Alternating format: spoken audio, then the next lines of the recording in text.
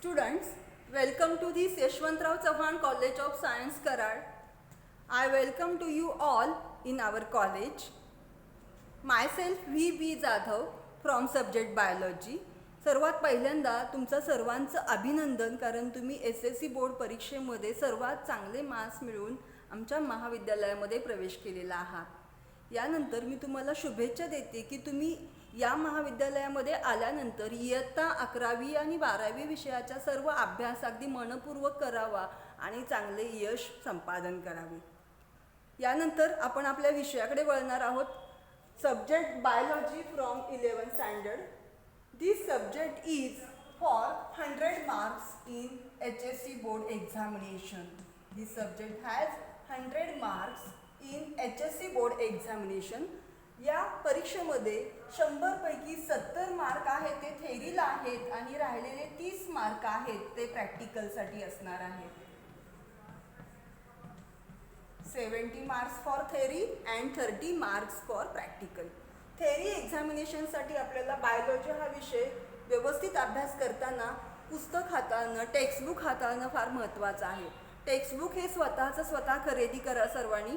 शिवाय टेक्स्टबुक वाचत असताना लाईन टू लाईन सगळे टॉपिक्स वाचले पाहिजेत. त्याच्यामध्ये असणाऱ्या डायग्रॅम्स, त्याच्यामध्ये असणारे इन्फॉर्मेटिव्ह बॉक्सेस, काही महत्त्वाचे शब्द, बायोलॉजिकल टर्म्स म्हणतात त्याला, ते बोल्डमध्ये लिहिलेले असतात, त्या व्यवस्थित वाचायच्या आहेत. त्यांच्या व्याख्या, त्यांच्याबद्दल काही दिलेली असेल माहिती तर ती व्यवस्थित लक्षात ठेवायची आहे. काही एक्सेप्शनल केसेस असतात, म्हणजे फॉर एक्झाम्पल बघा, RBC हा न्यूक्लिएटेड असतात क्लास मॅमेलियामध्ये, पण कॅमेल असा एक ॲनिमल आहे की त्याच्यामध्ये RBC आहे ते न्यूक्लिएटेड असतात. ही एक्सेप्शनल केस आहे. कोणत्या प्राण्यामध्ये काय एक्सेप्शनल केस आहे, जनरल कॅरेक्टरिस्टिक्स काय आणि एक्सेप्शनल कॅरेक्टरिस्टिक्स काय, हे तुम्ही व्यवस्थित लक्षात ठेवले पाहिजेत. त्यामुळे सर्व डायग्रॅम्स व्यवस्थित करा, त्याचे लेबल्स, एखाद्या डायग्रॅमच्या एखाद्या भागाचं काम काय आहे असं सुद्धा तुम्हाला परीक्षेमध्ये विचारलं जातं. त्यामुळं बायोलॉजीचा अभ्यास करताना टेक्स्टबुक वाचणं गरजेचं आहे. टेक्स्टबुकमधले बोल्ड वर्ड्स आहेत ते चांगले लक्षात ठेवले पाहिजेत, त्याच्या व्याख्या तयार केल्या पाहिजेत. ते तुम्ही मायक्रो नोट्स म्हणून पुढे बाजूला कुठेतरी नवीन नोटबुकमध्ये काढून ठेवलं पाहिजे आणि आम्ही ज्या नोट्स देऊ त्या तुम्ही नोटबुकमध्ये लिहून घेतल्या पाहिजेत. कारण नुसतं वाचन आणि नुसतं व्हिडिओ बघणे याच्यामध्ये अभ्यास होत नसतो, तर तो तुम्ही पुन्हा स्वतः आपल्या नोटबुकमध्ये हाताने लिहिलं गेलं पाहिजे, डायग्रॅम स्वतः लिहिल्या गेल्या पाहिजे, तर त्याची रिव्हिजन व्यवस्थित होणार आहे. त्यामुळं थेरीचा अभ्यास करताना तुम्ही HSC बोर्ड सिलॅबसमध्ये जे पुस्तक दिलेलं आहे, आपलं टेक्स्टबुक आहे, ते व्यवस्थित करायचं आहे. याच्यानंतर तुम्हाला 30 मार्क्ससाठी प्रॅक्टिकल असणार आहे. याच्यासाठी जर्नल कम्प्लिशन असेल आणि व्यवस्थित प्रॅक्टिकल परीक्षा दिल्यानंतर तुम्हाला याच्यामध्ये स्कोरिंग करता येतं आणि एकूण तुम्हाला 100 पैकी जास्तीत जास्त मार्क्स मिळवण्याची संधी इथे उपलब्ध होते. याच्यानंतर बघा, आपल्याला पासिंगसाठी नेहमी माहीत आहे 100 पैकी 35 मार्क पडले की आपण पास होतो, असं आपल्याला लहानपणापासून माहीत आहे की पासिंग क्रायटेरिया काय आहे. पण इथे 12वी नंतर तुम्हाला ग्रुप क्वालिफिकेशन हा अतिशय महत्त्वाचा कन्सेप्ट आहे. ग्रुप क्वालिफिकेशन म्हणजे काय, तर इथे सायन्समध्ये 2 ग्रुप असतात, एक म्हणजे A ग्रुप आणि दुसरा म्हणजे B group.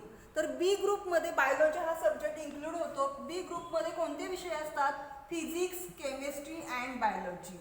Physics, chemistry and biology.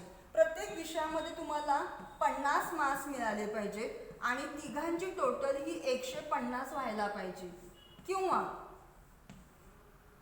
50पेक्षा थोडे कमी किंवा जास्त मार्क्स असतील, परंतु तिघांची टोटल आहे ती 150 पेक्षा जास्त व्हायला पाहिजे ओपन कॅटेगरीसाठी, आणि हीच टोटल 135 पेक्षा जास्त व्हायला पाहिजे रिझर्व्ह कॅटेगरीसाठी. सो ग्रुप क्वालिफिकेशन म्हणजे काय, तर A ग्रुपमध्ये किंवा B ग्रुपमध्ये तुम्हाला 150 पेक्षा जास्त मार्क असले पाहिजेत, किंवा रिझर्व्ह कॅटेगरीसाठी ते 135 पेक्षा जास्त मार्क असले पाहिजे, तरच तुम्ही पुढच्या परीक्षेमध्ये क्वालिफाय होऊ शकता की नीट एक्झाममधून मेडिकलला ॲडमिशन घेऊ शकता किंवा CET एक्झाममधून इंजिनिअरिंग आणि फार्मसी कॉलेजेसला ॲडमिशन घेऊ शकता. ह्याच्यासाठी ग्रुप क्वालिफिकेशन हे अतिशय महत्त्वाचं आहे. काय ग्रुप क्वालिफिकेशन म्हणजे, B ग्रुपमध्ये तुम्हाला तिन्ही विषयामध्ये 150 किंवा त्याच्यापेक्षा जास्त मार्क्स असले पाहिजेत आणि रिझर्व्ह कॅटेगरीसाठी 135 किंवा त्याच्यापेक्षा जास्त मार्क असणं गरजेचं आहे.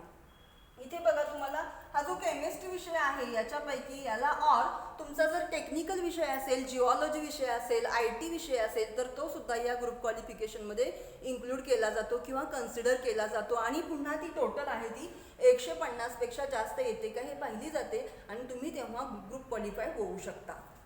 याच्यानंतर आपण पुढची परीक्षा बघणार आहे. ही झाली HSC बोर्ड एक्झामिनेशन मधला हा बायोलॉजी सब्जेक्टचा पेपर असेल. ही परीक्षा सर्वांसाठी महत्त्वाची आहेच, पण याच्याशिवाय जर तुम्हाला मेडिकल कोर्समध्ये एंट्री करायची असेल, MBBS किंवा BDS courses, under graduate courses करायचे असतील तर तुम्हाला महत्त्वाची जी परीक्षा द्यावी लागते त्याचं नाव आहे नीट एक्झामिनेशन. नीट एक्झामिनेशन म्हणजे काय? National eligibility cum entrance taste.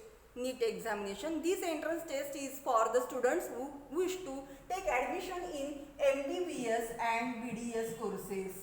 These are the medical courses MBBS and BDS. ह्या दोन्ही कोर्समध्ये जर एंट्री करायची असेल तर आपल्याला कोणती परीक्षा दिली पाहिजे?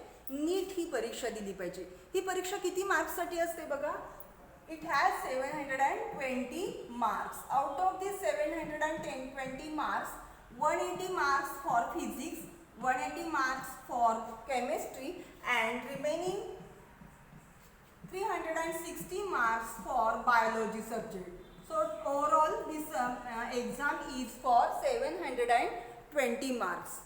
In this examination each question carries 4 marks. प्रत्येक प्रश्नाला किती मार्क असतात? 4 मार्क असतात. कारण या परीक्षेमधले जे प्रश्न आहेत ते क्लिष्ट असतात, डिफिकल्ट लेवल त्याची हाय असते आणि म्हणून तिथे एका प्रश्नासाठी 4 मार्क आहेत.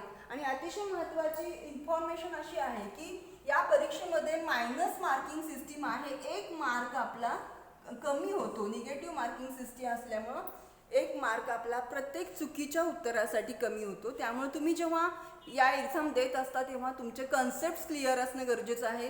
जर तुम्हाला खात्री असेल की आपण लिहिलेलं उत्तर बरोबरच आहे तरच तो प्रश्न तुम्हाला उत्तर लिहायचं आहे, अन्यथा तुम्ही प्रश्नाचं उत्तर नाही लिहिलं तरी चालेल किंवा तो सर्कल करायचा असतो. मल्टिपल चॉईस क्वेश्चनमध्ये ABCD यापैकी एक करेक्ट आन्सर असतं आणि ते आन्सर सर्कल करायचं असतं. पेन आणि पेपर टेस्ट असते त्याच्यामध्ये आपण त्या उत्तराचा जो गोल आहे तो भरायचा असतो आणि जेव्हा आपण बरोबर उत्तराचा गोल भरतो तेव्हा आपल्याला 4 मार्क्स मिळतात आणि एक जर प्रश्न चुकला असेल तर त्याचा पुन्हा 1 वजा मार्क होतो. त्यामुळे टोटल 5 मार्क आपले त्या एका प्रश्नासाठी कमी होतात. त्यामुळे निगेटिव्ह मार्किंग सिस्टीम ही नीट एक्झामिनेशनमध्ये आहे.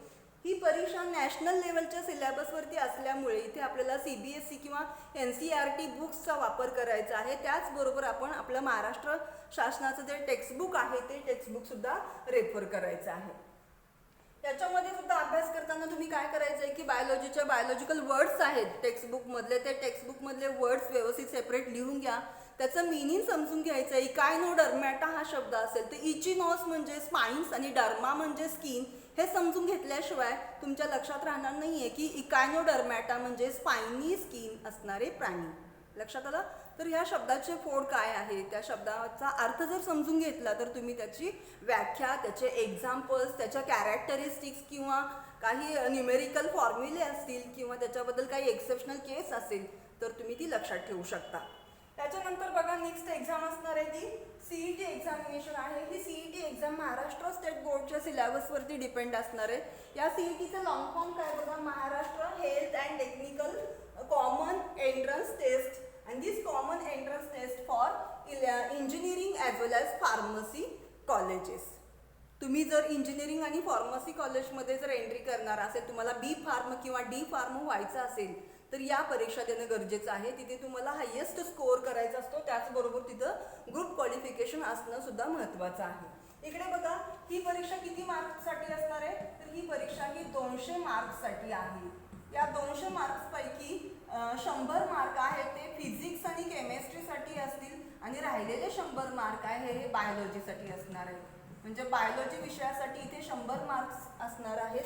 तसेच मॅथमॅटिक्स विषयासाठी सुद्धा इथे 100 मार्क्स असतात PCM ग्रुपमध्ये. पण PCB ग्रुपमध्ये फिजिक्स आणि केमिस्ट्री मिळून 100 मार्क असतील आणि बायोलॉजी विषयासाठी 100 मार्क असणार आहेत. इथे प्रश्नांची संख्या ही 200 असते आणि प्रत्येक क्वेश्चनसाठी 1 मार्क असणार आहे. Each question carries 1 mark.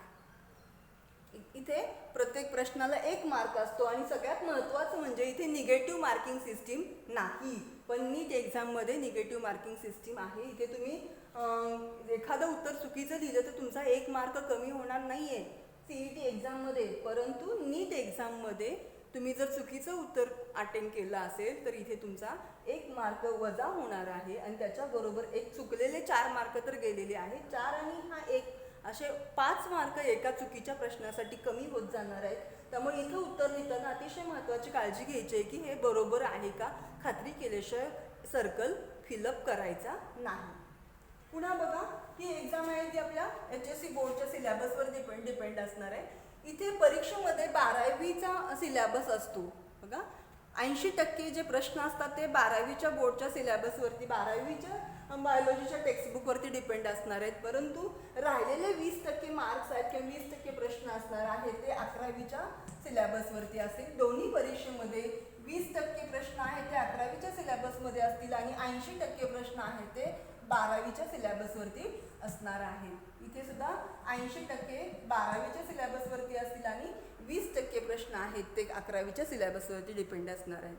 नीट एक्झामिनेशनसाठी 11वी आणि 12वीचा पूर्ण सिलेबस कन्सिडर केला जातो. परंतु CET एक्झाममध्ये 12वीचा पूर्ण सिलेबस असतोच, पण 11वीच्या सिलेबसमधले फक्त काही सिलेक्टेड टॉपिक घेतले जातात आणि ते टॉपिक आपण पुढच्या व्हिडिओमध्ये डिटेल एक्सप्लेन करणार आहोत. सो नीट एक्झामिनेशन आणि CET एक्झामिनेशनमधला फरक तुमच्या लक्षात आला असेल. ही परीक्षा, नीट एक्झाम ही परीक्षा 720 मार्कासाठी असते आणि CET परीक्षा ही 200 मार्क्ससाठी असणार आहे. त्याच्यामध्ये प्रश्नांची संख्या आहे ती 180 प्रश्न असतात. फिजिक्समध्ये 45 प्रश्न असतील, केमिस्ट्रीमध्ये 45 प्रश्न असणार आहेत आणि राहिलेले 90 प्रश्न आहेत ते बायोलॉजी विषयावरती असणार आहेत. आता बायोलॉजी हा विषय जर पाहिला तर त्याच्यामध्ये पुन्हा 2 सेक्शन्स आहेत. एक सेक्शन म्हणजे बॉटनी आणि दुसरा सेक्शन म्हणजे झुलॉजी. इथे बायोलॉजी म्हणजे काय तर सजीवांचा अभ्यास करणाऱ्या शास्त्राला बायोलॉजी असं म्हणतात. याची व्याख्या आपण काय सांगू शकतो? It is branch of science which deals with study of living organisms. Then this branch is again divides into 2 subsections, that is botany and zoology. Botany is the branch of biology which deals with study of plants and zoology is the branch of biology which deals with study of animals. या परीक्षांमध्ये बघा, नीट एक्झाममध्ये त्याच्यावरती 45 प्रश्न असतील आणि प्रत्येकासाठी 4 mark असणार आहेत. त्यामुळे प्रत्येक सेक्शन हा आपल्याला 180 मार्कासाठी असणार आहेत. म्हणजे टोटल बायोलॉजी हा विषय 360 मार्क्ससाठी आपल्याला नीट एक्झाममध्ये असेल.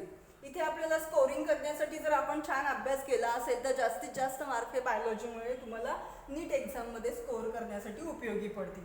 CET एक्झाममध्ये या बायोलॉजी विषयावरती पुन्हा बघा, इकडे 50 क्वेश्चन बॉटनीमधून असतील आणि 50 क्वेश्चन झुलॉजीमध्ये असतील.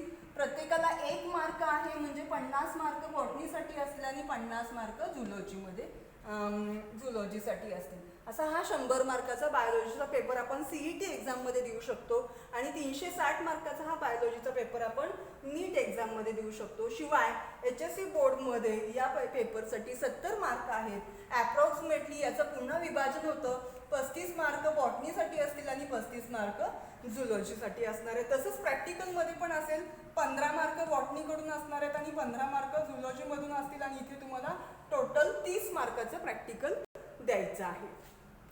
यामध्ये आपण वेगवेगळ्या प्रकारच्या परीक्षा, त्यांच्यामध्ये असणाऱ्या प्रश्न, त्यांना किती मार्क्स असतात, कोणता सिलेबस असतो, निगेटिव्ह मार्किंग आहे का नाही, या सगळ्या गोष्टींचा विषयी चर्चा केलेली आहे. यानंतर आपण पुढच्या व्हिडिओमध्ये ॲक्च्युली सिलेबस काय, त्याचं वेटेज काय, कोणते टॉपिक CETसाठी सिलेक्ट केलेले आहेत आणि नंतर आपण त्यामधला एक पहिला टॉपिक म्हणजे बॉटनीमधला पहिला टॉपिक सुरू होईल आणि झुलॉजीमधला 4था टॉपिक आहे किंगडम ॲनिमालिया, तो आपण सुरू करणार आहोत. तोपर्यंत थांबूया आपण इथंच. थँक्यू.